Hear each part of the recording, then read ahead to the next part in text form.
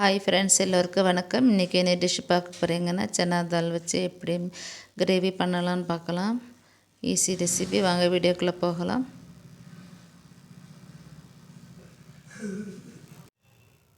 அதுக்கு முதல்ல சன்னாவை ஒரு 8 மணி நேரம் ஊற வச்சு எடுத்துக்கலாம். ஊற வச்சுட்டு குக்கரில் வேக வச்சு எடுத்துக்கலாம். இதுக்கு ஒரு மசாலா ரெடி பண்ணிக்கலாம். ஒரு மிக்ஸி ஜாரில் ஒரு 2 தக்காளியை கட் பண்ணி சேர்த்துக்கலாம். இது கூடவே 2 வெங்காயமும் சேர்த்துக்கலாம்.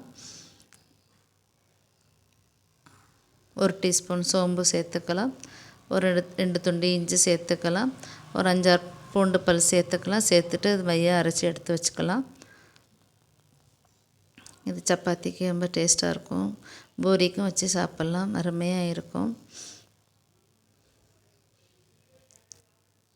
ஈஸி ரெசிபி தான். இப்போ ஸ்டவ் ஆன் பண்ணிவிட்டு பாத்திரம் சூடானதுக்கப்புறம் ஒரு 3 டீஸ்பூன் ஆயில் சேர்த்துக்கலாம். சேர்த்துட்டு பொடியாக கட் பண்ணி வச்சுருந்த வெங்காயத்தை சேர்த்துக்கலாம்.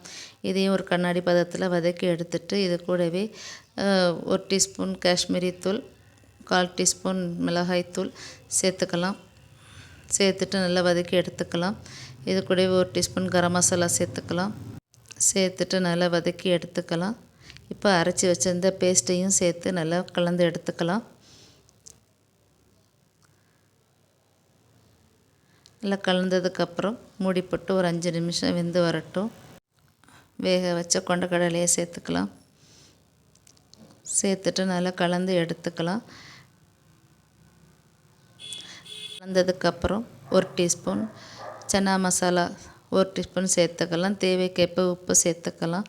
சேர்த்துட்டு நல்லா கலந்து எடுத்துட்டு கிரேவி பதத்தில்